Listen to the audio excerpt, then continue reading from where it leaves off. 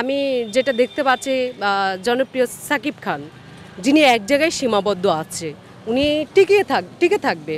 উনি যদি আবার অন্য জায়গায় পা দেয় তাহলে উনি ডুবে যাবে। তাহলে এক জায়গায় একটা মানুষের তার জনপ্রিয়তা থাকে, দুই জায়গায় কোনো মানুষ জনপ্রিয়তা অর্জন করতে পারে না, উল্টো হচ্ছে তার মান সম্মানও নষ্ট হয়, সব দিকেই সে হচ্ছে হয়ে ওঠে সবার কাছে। ওভার কোনো কিছু করা ঠিক না। যেমন সাকিবুল হাসানের কথা বলছি, উনি একজন বাংলাদেশের ভালো একজন প্লেয়ার। সো উনি একজন যেটাই হোক অলরাউন্ডার একজন ক্রিকেটার। সো উনি যখন হচ্ছে আরেকটা নৌকায় পা দিতে গেছে উনি ডুবে গেছে। কথায় আছে অতি লোভে তাতি নষ্ট, যে যেমন করবে সে তেমন কর্মের ফল পাবে, আজ না হয় কাল। তো সে যেমনটা করেছে সেটার ফলাফল পেয়েছে। ওই যে বললাম জনপ্রিয়তা এক জায়গায় মানুষ অর্জন করতে পারে, 10 জায়গায় জনপ্রিয়তা অর্জন করতে পারে না। আপনি যদি মনে করেন ওই যে বললাম যে আমি বাংলাদেশের নায়িকা শাবনূর, সো আমি এখানে কিন্তু জনপ্রিয়তা পেয়েছি, সবার মনের ভিতরেই কিন্তু শাবনূর। এখন আমি যদি আবার রাজনীতির মধ্যে ঢুকি, ওখানে যদি এগুলো করি, তখন হচ্ছে ওই আমার ওই জনপ্রিয়তা কমে যাবে, তখন সবার কাছেই আমি স্বাভাবিক, আমি ছোট হয়ে উঠব।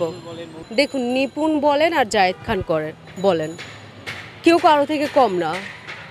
সবারই আশা ছিল যখন নিপুণ আসবে একটা সমাধান হবে, ইন্ডাস্ট্রির একটা ভালো একটা কিছু হবে, কিছুই হলো না। দেখি সেও আরও বেপরোয়া হয়ে উঠছে, তার চলাফেরা বয়সের দিক দিয়ে সব কিছু দিকে সেও আরও নোংরামো ছড়াই দিচ্ছে, মানে সে আরও ভালো কিছু করতে পারলো না।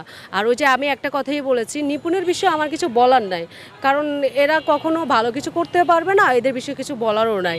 আর যে জায়গাটা এটা হচ্ছে একটা হচ্ছে এন্টারটেনমেন্টের একটা, দেখুন এটা থাকতে পারে, এটা কোনো ব্যাপার না, ডাজেন্ট ম্যাটার না। আর হাজির সেলিমও তো এত ভালো না।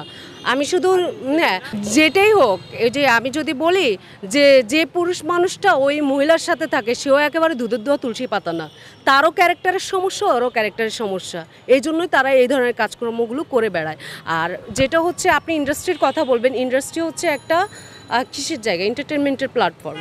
তো এইখানে কোনো রকমের কোনো পলিটিক্যাল কোনো ইস্যু আমি দেখতে পাচ্ছি না।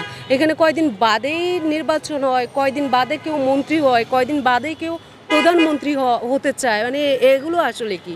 এতে করে আমি তো ইন্ডাস্ট্রির কোনো ভালো কিছুই দেখতে পাচ্ছি না, আজ অবধিও না। এই যে রিসেন্টলি আমি যখন পলিয়াপুর বার্থডেতে গেলাম, তখন আমাকে যে কোনো একজন ইনভাইট করছে যে 26 তারিখে না কয় তারিখে নির্বাচন আছে, আসার জন্য। আমি বললাম ওকে, আমি তো যাবো না, কারণ এই নির্বাচনে গিয়ে কী হবে, এখানে কি মানে এটা এমন আহামরি, এটা কি নির্বাচন? কাজ এখানে দরকার হলো কাজ। আজকে প্রত্যেকটা হল ফাঁকা হয়ে আছে, কাজের কাজ কিছু নাই, সবাই নির্বাচন নিয়ে উড়ে বেড়ায়। তো এটা আসলে কি বলবো, তো মিডিয়ার আসলে অবস্থা যখন বাজে হয়ে গেছে, এটা আর আমার মতে আমি যতটুকু দেখতে পাচ্ছি ভালো কিছু হওয়ার সম্ভাবনা আর নেই।